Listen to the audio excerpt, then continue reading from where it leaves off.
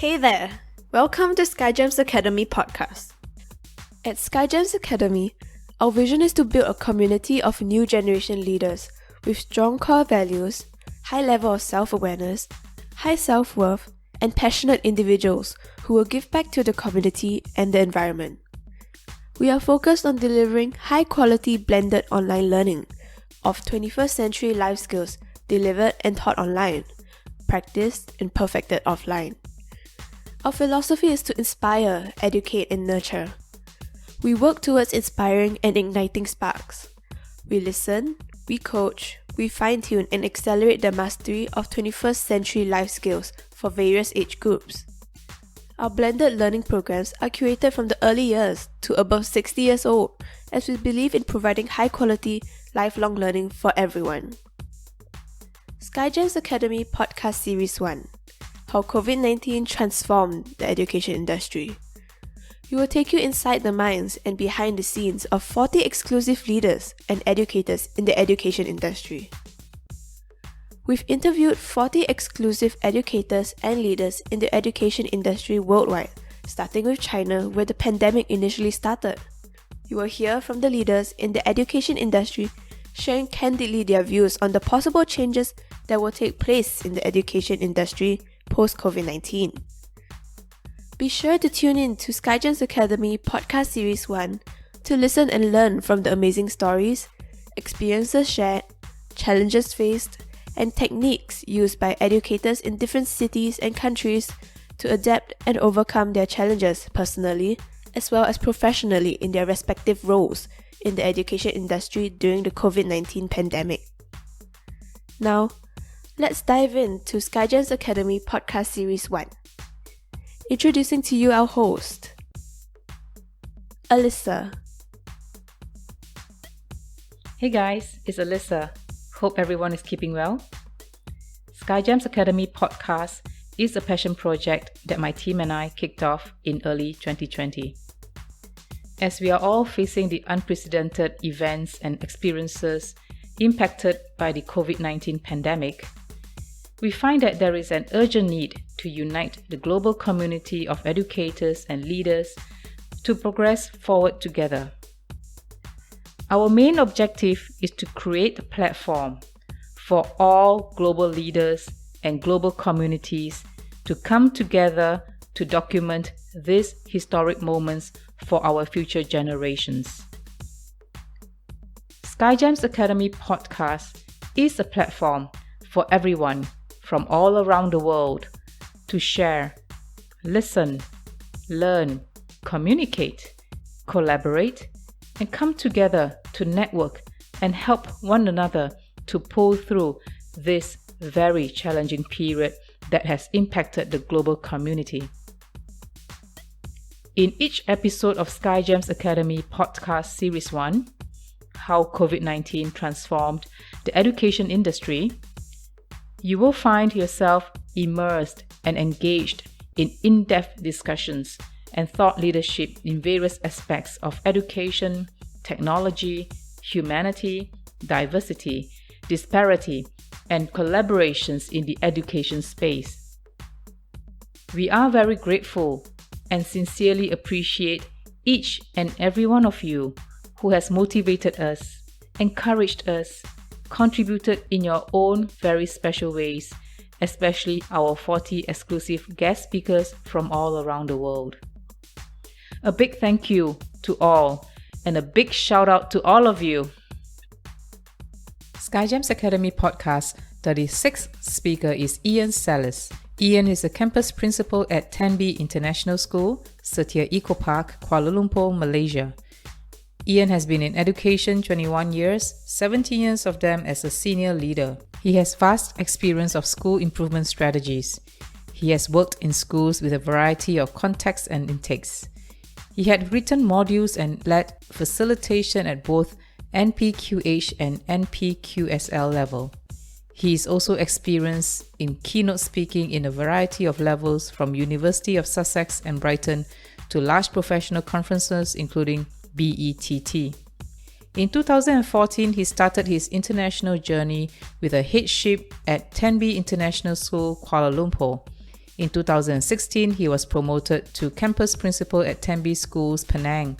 And in 2019, he moved to the flagship campus in Kuala Lumpur as campus principal at Setia Eco Park, which has approximately 2,000 students and 260 staff. He oversees 4 schools, including international and private Malaysian National School, both at primary and secondary level. He is an executive member of the Association of International Malaysian Schools and a registered assessor of CIS schools and WASC. He had articles published in TES and international magazines. He had also started his own blog, and do check it out at Iain Sallis at wordpress.com. He loves learning and wants to continue to improve as a leader. I think the young people are going to get a better learning deal. We are going to get better leaders in the future. We are going to get better 21st century learners. We will be able to close the gap between schools and businesses, said Iain. Now I'm pleased to introduce to you and present to you Iain Sallis. Today, the very morning of 7th of July 2020, we have the pleasure and honor of having Mr. Iain Sallis, all the way from Kuala Lumpur, Malaysia, joining us on SkyGems podcast episode for today. Hi Iain, good morning. Welcome to SkyGems podcast. Hi Alicia, how are you? I'm very well, thank you. How are you doing today, Iain? All good, thank you very much. It's sunny in Kuala Lumpur today, so we're all happy. Fantastic. Likewise in Singapore. Iain, why don't you go ahead and say hello to the listeners and introduce yourself to them? Good day to everyone listening on the podcast. My name is Iain Sallis. I'm the campus principal at Tenby Schools, Setia Eco Park, just on the outskirts of Kuala Lumpur. And a little bit of history about me. I've been in education now for 22 years. I was originally from Brighton in the UK and went to University of Greenwich and studied to be a teacher, both in science and in physical education. And I managed to do 15 years in the UK at 4 different schools in lots of different positions, from heads of department to heads of year and pastoral leads and advanced skills teacher and deputy heads and assistant heads in a whole range of different schools, and decided to take a little bit of a risk and bring my family out to Malaysia. We'd never been to Malaysia before, and we'd never been and worked in international education before. And this is now our 6th year, and been working for Tenby Group. I was campus principal at Tenby Schools Penang, and I've now been campus principal here at Setia Eco Park, which is our flagship school in the region, since September. We're a big national company. We've got schools all over Malaysia, and we're also part of International Schools Partnership, which is a global organisation with 46 schools around the world, and we're proud to be part of that group as well. So that's a little bit about me. We've got some interesting differences about our school because we actually have 2 separate schools on the same campus. We have an international school and we also have a private Malaysian school. So that causes us some challenges, particularly during the COVID-19 period, because we've got 2 different calendar years running at the same time. So hopefully we can pass on some of the challenges that we faced over the last few months and some of the solutions that we've decided to find. And obviously I'll be listening to some of the other podcasts to listen and ensure that I'm learning from other people as well. So that's a little bit about me, Alicia. Thank you so much, Iain. That's such a great introduction of yourself and very rich experience. And also, as you mentioned, clearly the 2 calendar years that you have in your school, in your campus, that certainly will be very interesting to listeners and also to the educators across the globe as they go through this episode of SkyGems podcast together with us. So, Iain, thank you once again. Iain, as you mentioned, the COVID-19 pandemic that you have gone through and going through still, all of us. How do you feel about the current situation of COVID-19 pandemic? Yeah, I think the word feeling is an interesting word. I think we've all sort of asked questions about how do you feel and what are your emotions during this time. I think from a global point of view, I think it's quite sad. I think, if viruses are going to be the future and these things maybe happen again in the future in a slightly different way, I think we're going to have to be a bit more prepared than maybe we were on this time. I know there'll be listeners out there that have gone through the SARS and maybe some other smaller pandemics might have a little bit experience about dealing with it than what I've had. But I think it's been sad in a way, but also I think it's been a huge learning process for the globe and particularly the education industry. And I'm certainly a better person than I probably was before COVID-19. And I think I've learned quite a lot as a leader. And I think there's I think we discuss that later on. I think the health and safety of the globe, and I think is paramount in all of these things. And I think one of the things we've all probably learned over the period is that we're all human beings, and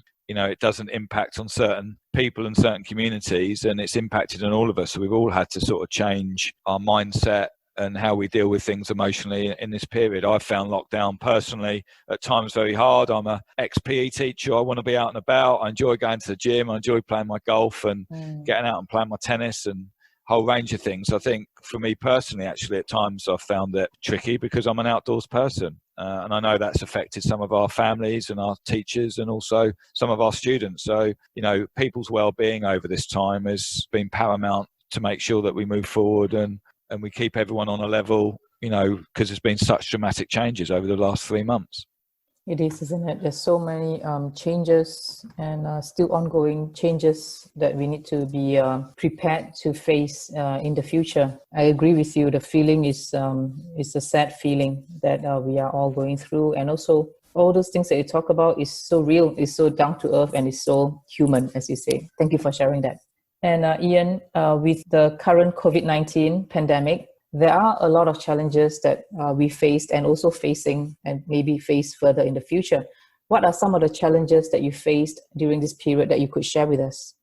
Yeah, I think educationally, I think we've all faced similar challenges around the globe. I think one of the good things about being in Malaysia is we've been around about in the middle. So we weren't the first to sort of go into lockdown, and we haven't been the last. So what's been beneficial to us, and particularly being part of International Schools Partnership, is that we've had other schools around the globe that have gone into lockdown earlier than what we have, and we've been able to learn from those experiences. That's one of the benefits about being part of a group of schools, both regionally and globally. We've got our schools around the country. We meet every other day as a group of principals and regional team representatives and our CEO and regional directors. So we've been able to share the challenges across our schools globally, but also bring some of the learning into our schools here. Closing, we're currently 2,000 students. We've got sort of over 250 staff on campus. So our size is a challenge to us. We've got 4,000 parents. So our size does create some challenges that maybe in a smaller school you don't have. And then some, I've worked in smaller schools, we have different challenges. Yeah. But obviously closing and reopening a school, particularly with the size that we have, is a challenge. And also a big challenge for us is having the private and international campuses on the same school site. So that's a big challenge for us. I think managing parent expectations, student expectations and staff expectations, and keeping an equilibrium across those stakeholders is always a challenge in schools. And I think that's been magnified over the MCO period and the COVID-19, because I believe that everyone's come in with very different opinions about how schools should be run and what learning looks like, and what student and teacher learning looks like over this period of time. So everyone's got their own opinion. So managing expectations, I think, of all the stakeholders has been difficult. Some parents want live, some parents don't want live. Some students want live learning, some students don't want live learning. Some parents want a mix of both. Some parents want us to come offline completely. Some parents want us online 24 hours a day. Wow. So, the logistics of closing, reopening, keeping stakeholders happy, it's been a huge challenge. And I think we've done that through questionnaires. We questionnaire our stakeholders every 4 weeks, which some of you might feel is probably a bit too regular. And I think some of our parents probably do that as well. But because we're having to adapt and change so quickly, we believe that interviewing and getting feedback every 4 weeks is the pace that we've been working at. And we've been changing our policies and procedures and SOPs around that feedback. So I think feedback's been, a challenge for us, and how we adapt to that at the speed that we've had to has been a huge challenge. Wow, what you just shared is really a wide range of challenges there, and having so many stakeholders to really take care of in terms of their feelings, their expectations, their requirements. That is really a big challenge, and also logistics, as you mentioned, with just a sheer size, right? The volume that you have, number of students, 2,000, that is a lot to handle, and 2 different curriculum, 2 different calendar system. How do you then, Iain, overcome those challenges that you faced? How do you change it to adapt? How do you overcome them? Could you share with us?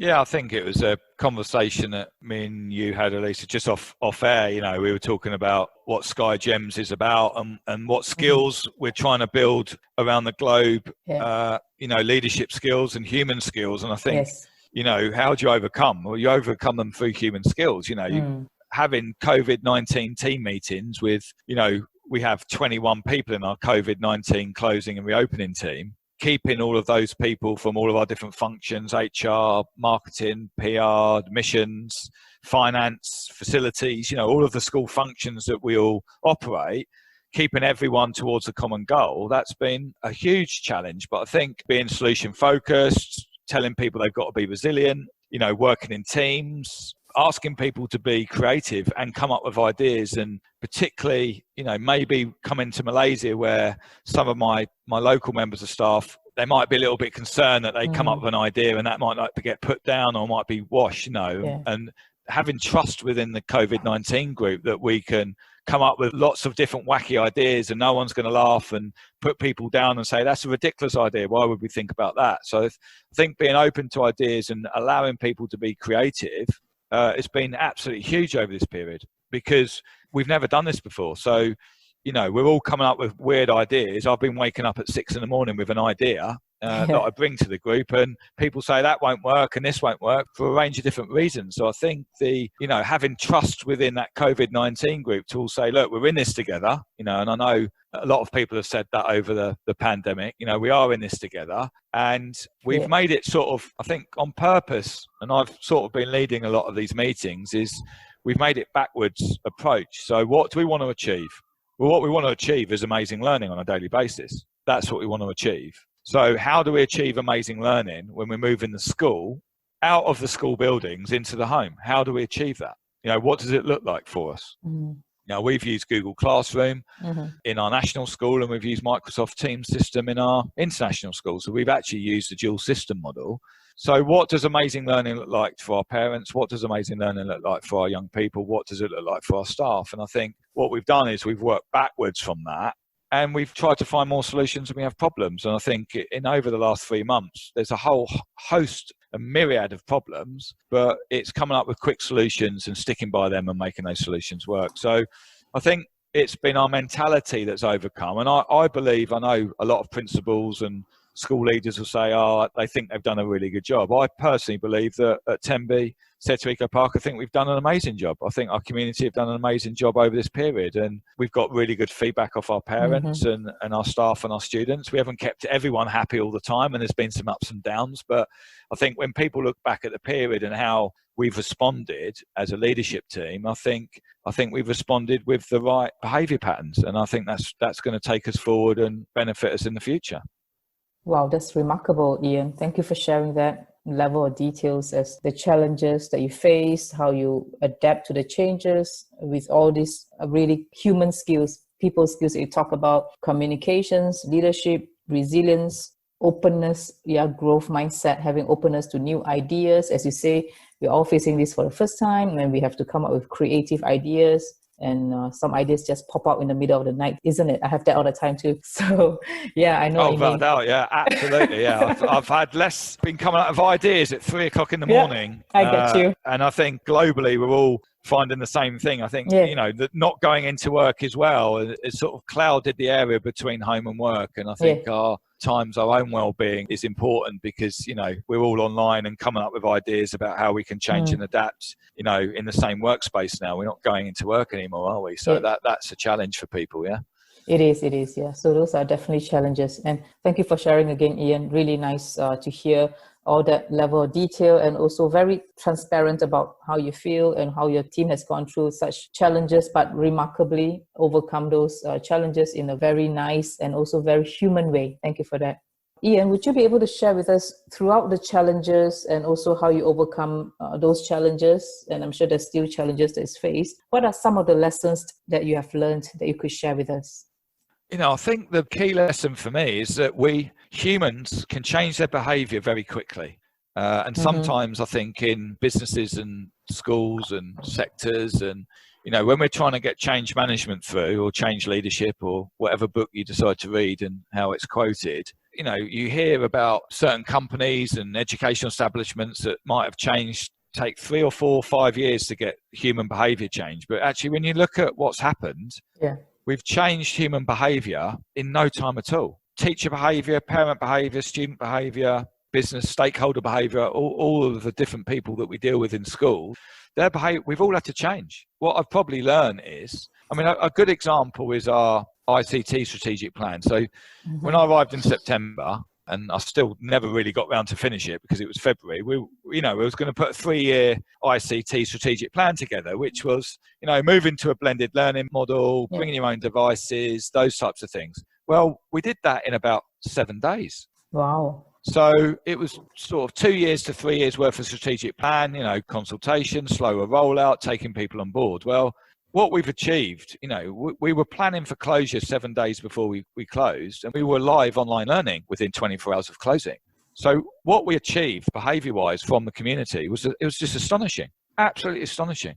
People did it, they got up, they knew they had to do some learning, they knew there was going to be some risks, particularly some of our staff. There were some staff there that were not using Teams or Google Classroom or, a whole range of other IT type based learning applications that we're using, and everyone's had to learn very quickly and get themselves up to speed. And the other thing I've learned is that, particularly in this part of the world, and some of the things I also say to some of our students is, some of our students are so afraid to fail and they get worried about not taking risks and being creative. Well, we've all had to take risks and fail through this whole process. And some of our teachers have got things wrong online, and some of our students have got things wrong in front of all of their peers online, and some of our parents have not got things right because they've misinterpreted what's gone on. There's been a whole range of failings and issues that we've all been very transparent with, and I think that's just the beauty of I'm so excited when I get all my staff back,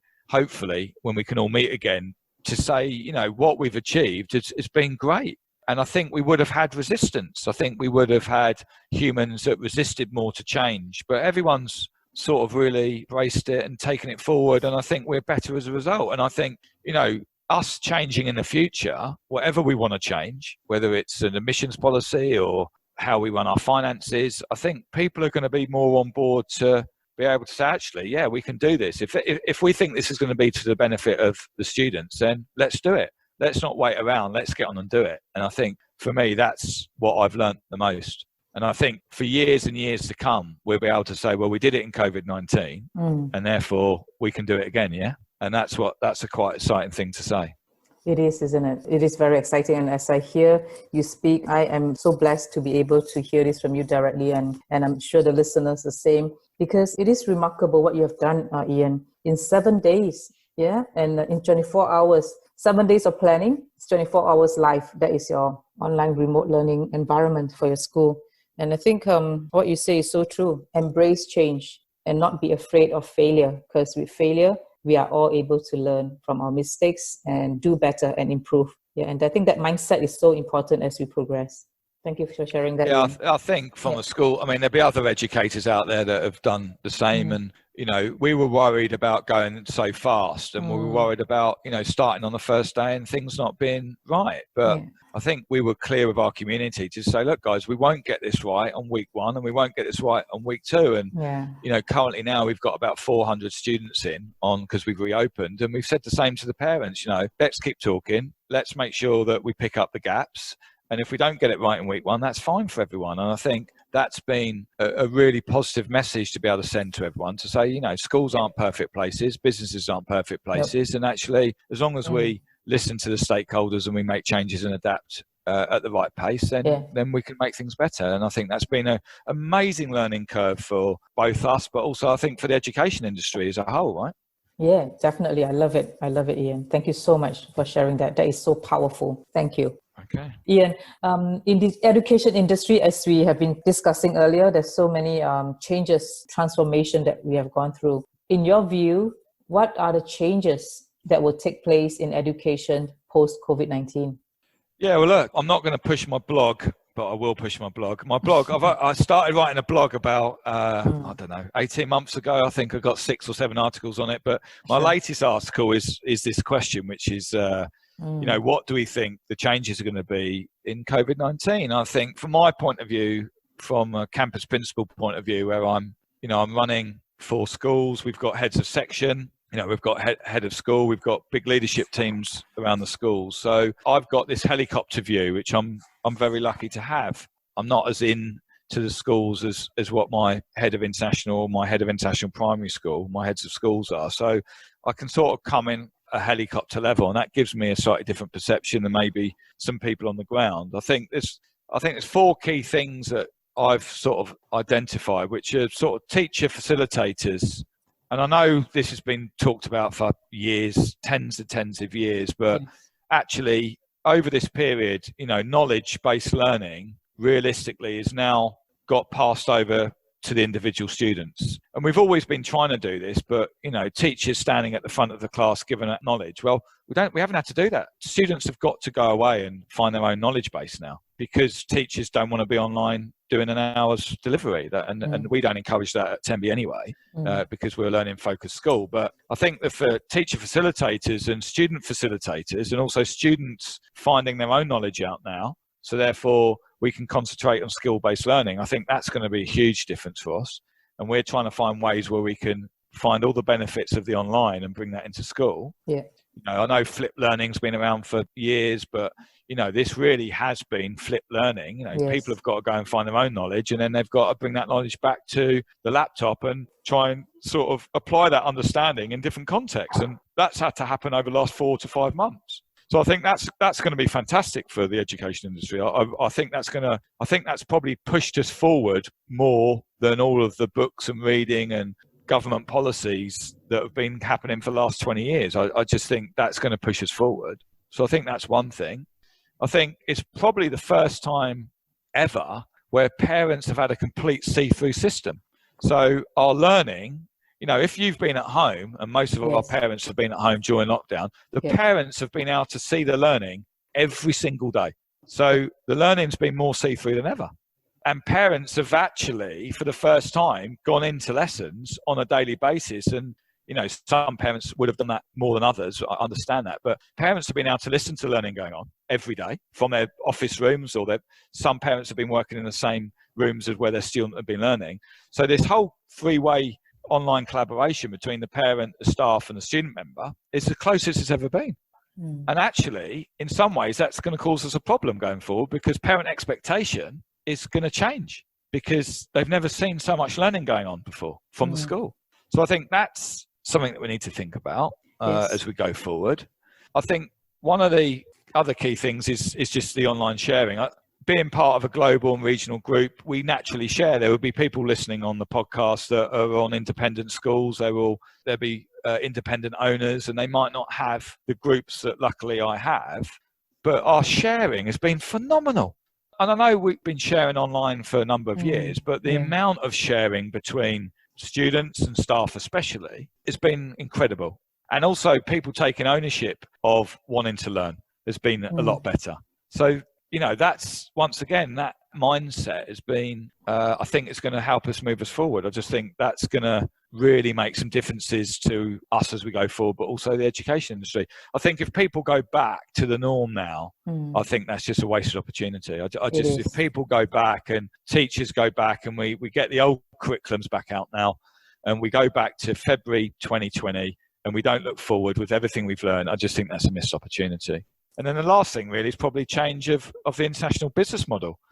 We've lost 50% of our overseas pipeline because visa restrictions, and particularly people coming in from Korea and Japan and mainland China and Indonesia and Australia, where we get a lot of our families. Those people haven't been allowed to come in. So we've had to change how we run our business model and be creative with our admissions policies, and run virtual open days and run blended learning models. And we've got students online that are getting experience of who Tenby are from all different parts of the world.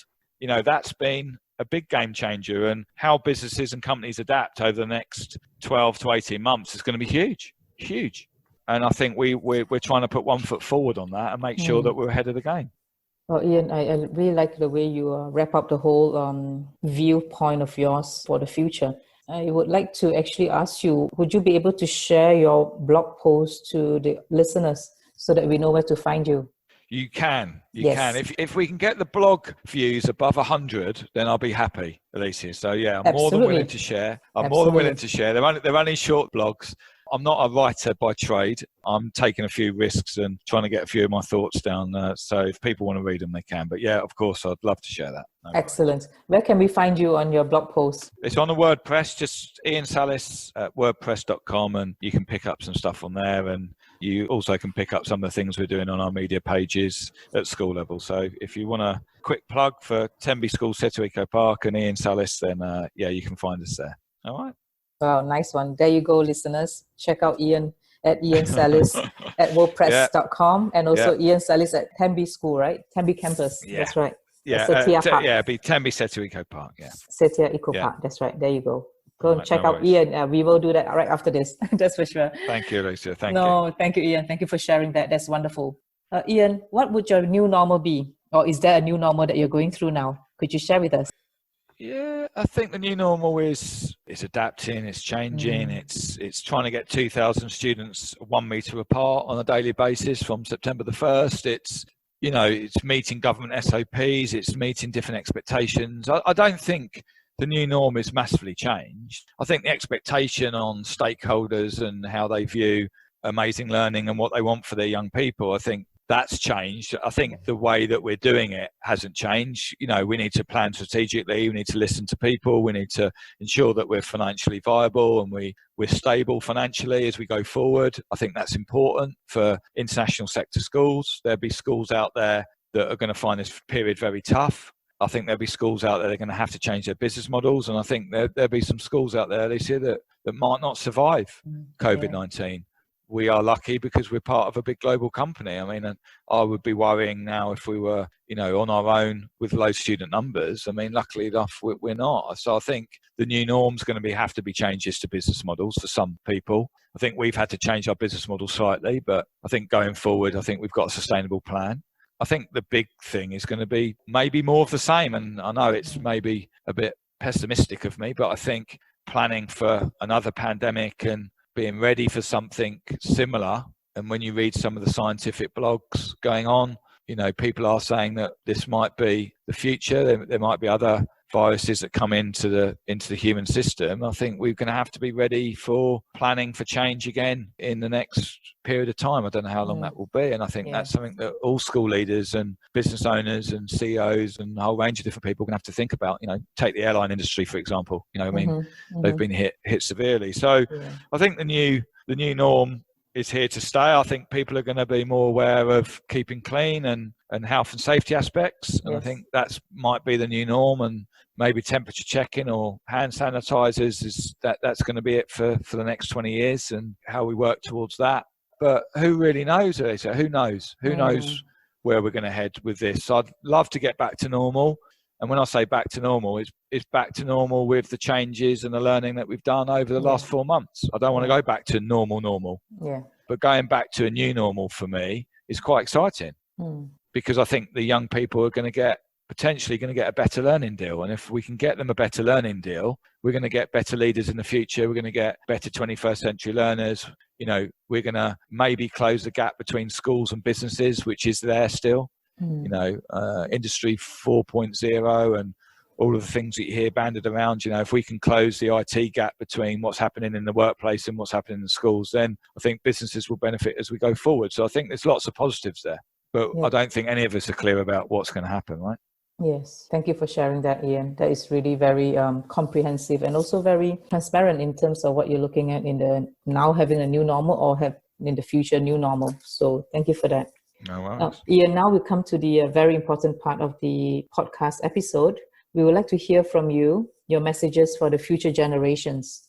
I know it's a big question, that, isn't it? It's a big question. I think the future generation is that if we can all gain knowledge now, which we can, and I know the internet is a minefield, but if this process is actually taught people that we can all go and, if we're self-motivated and we want to improve and we want to learn and we're happy to get things wrong and take a few risks and maybe not always get our knowledge right or we don't interpret our knowledge, then we can actually all go and get our knowledge ourselves. We can all type into Google now and find some answers, whether they're accurate or not, that's up for debate. The internet's the internet. We understand that not all sources are accurate, and fake news and all of those types of things that we hear about. But I think if for the new generations, if for the generation coming through and our young people, this is unprecedented. They're never, hopefully, touch wood, we're never going to go through this in a similar circumstance, but the chances are that we might do.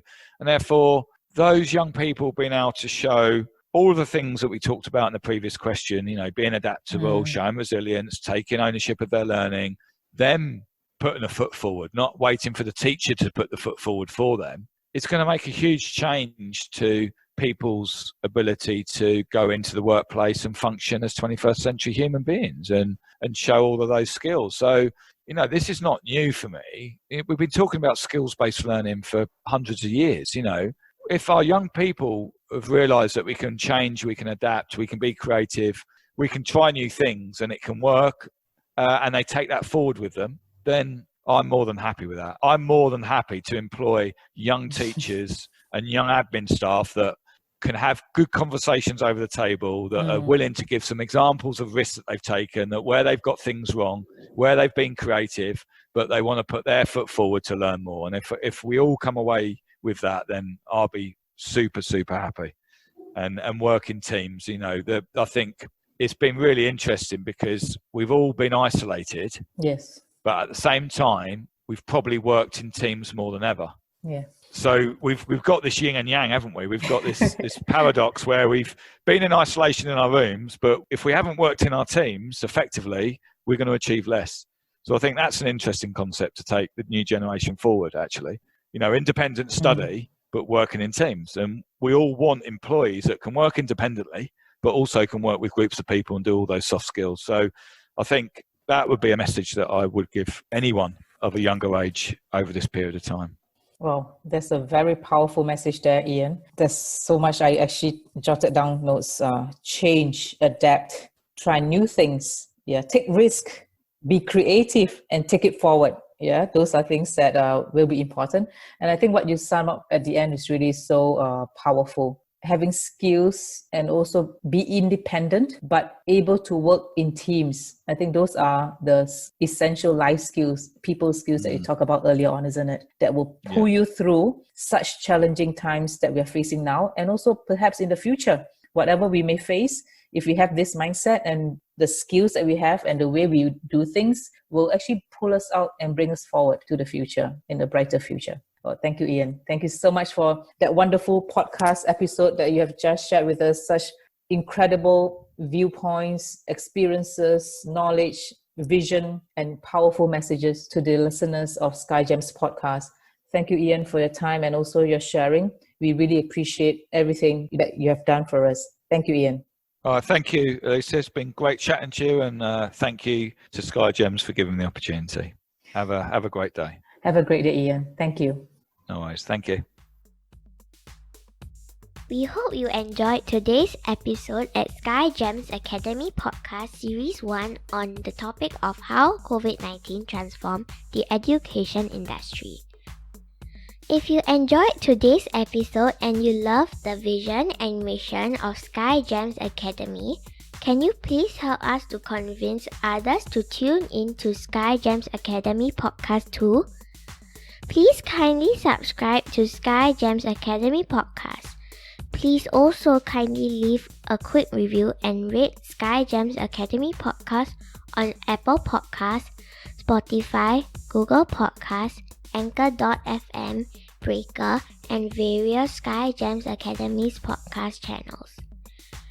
That would mean the world to us, so thank you so much for your support. Visit our website at www.skygemsacademy.com to find out more about our distinguished speakers and about SkyGems Academy. We appreciate you and your continuous support. Thank you for tuning in to SkyGems Academy Podcast. High five and peace out.